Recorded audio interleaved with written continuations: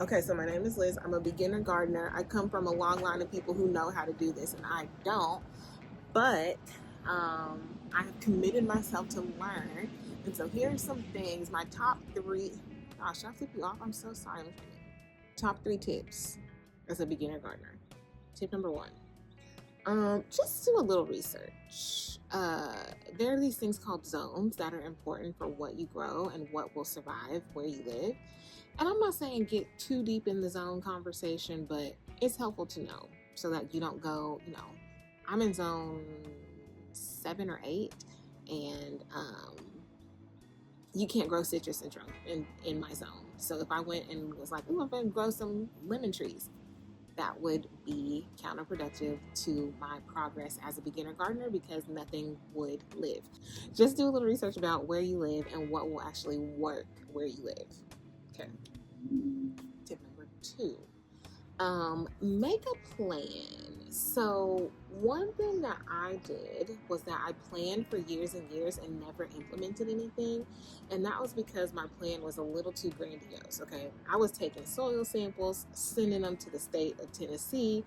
I was creating plans for butterfly gardens, worm farms, tea, um, tea gardens. And the thing is, it's fine to have dreams, it's fine to have goals. Okay, there was also, I forgot about this, there's also a goat farm and a chicken production situation too. And nothing is wrong with having dreams and goals.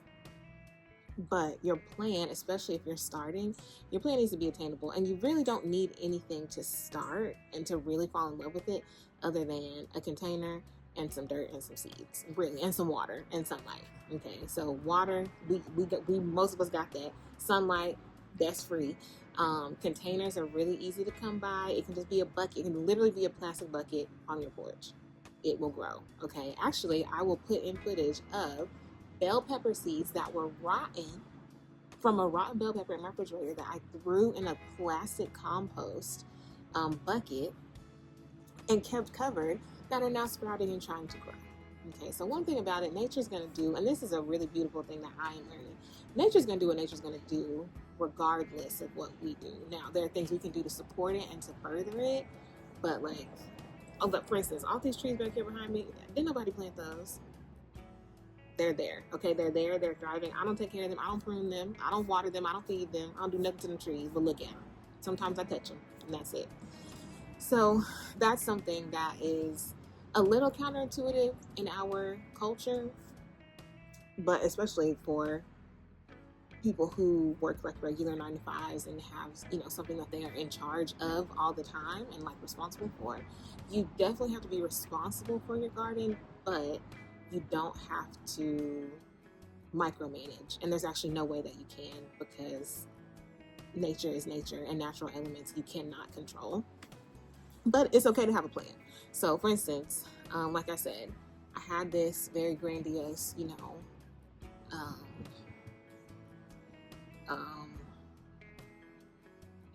large plantation, not plantation, but essentially large, what do you call a big farm? That's not a plantation. I'm not going to call it a plantation because that is triggering for me.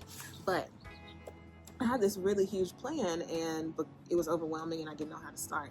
And once I finally just sat down and was like, okay, where can you start? I started with pots and seeds in pots. And I have enough now to manage and to feel like I'm being productive, which I am, because things are growing, things are coming up, and I'm starting what I wanted to start, and I'm doing what I wanted to do, and I'm able to see how I can build on that from starting in one place. So make a plan, but make different versions of the plan. You can have a small plan, and then you can have a big plan. Let's start with the small one and work your way up. I'm telling you, it will help you in the long run. Which kind of brings me, the last two things that I learned are very similar, which is you can't control nature. You cannot, for instance, I'll give you an example. The other day, we randomly had a hailstorm at 6 a.m. in the morning. my baby plants, my baby sprouts were outside, and they got hailed on because we randomly had a hailstorm at 6 a.m. in the morning. And so I'm laying in my bed listening to the hail hit the house, and I'm dying on the inside thinking about my plants. Now, did I run out in the hailstorm and get them? No, I guess I'm not that committed yet. But I was just thinking, like, what really can I do? Like, for the smaller things in, like, the little baby pots that I had, I could have maybe come out to get them. But with the big pots and, like, the steel tubs that I have out there, I can't pick those up and bring them in my house. That's crazy. And so I really sat for a couple hours and just was really, really sad and almost afraid to come outside because I didn't want to see the disaster that I just knew had occurred with my baby plants. So I eventually come outside because something was going to have to be done. They were completely fine. They were completely fine. The plants were fine. And I think that the thing that I was struck by the most was how quickly I started to panic and freak out because I couldn't control the situation. And what, like I said, what I'm finding is that with nature, with planting, with gardening, there's very, very little that you can control, but there's also very little that you have to control. Because nature is going to do what it does. And for us, we learn how to work with it and we learn how to work around it. But the beauty of it is we don't have to control it. We get to work alongside it. It's a partnership instead of something else that you have to manage and be in charge of and be emotionally invested in and be anxious about and be worried about. So I learned a lot about myself in that moment, but I also learned a lot about the journey and just how I'm learning that there's a different kind of strength in being able to let things go, and there's also a different kind of joy in seeing how things can work out without you controlling it. Sometimes things can just be okay,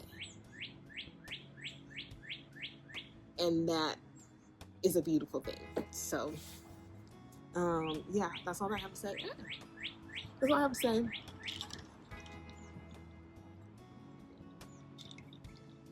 I'm done with my garden chores for today.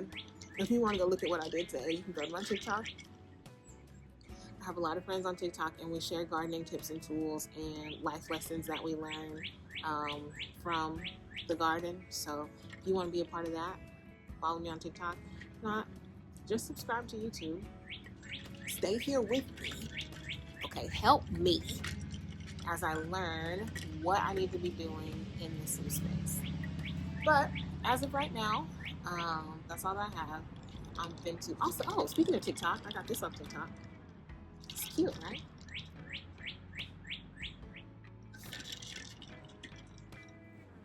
I think it is. Anyway, that's all that I have for today. So, if you have any thoughts, any questions, concerns, comments about anything that I've said, feel free to share and in the comments below. And if not, you can just talk about you in the comments below. Where are you from? What do you grow? Here's a question. If you could grow anything, regardless of zone, regardless of anything, cost, space, anything, what would it be? I told you what my big plan was. What would your big plan be? That's a good question. We can get to know each other. We can be for real buddies. Okay. These birds are really loud. I hope they're not wrecking my audio quality. But that's all that I have for today. So I'm going to go.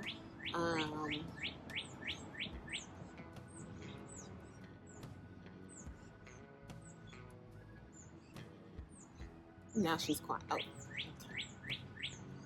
She's still talking. Okay. Goodbye.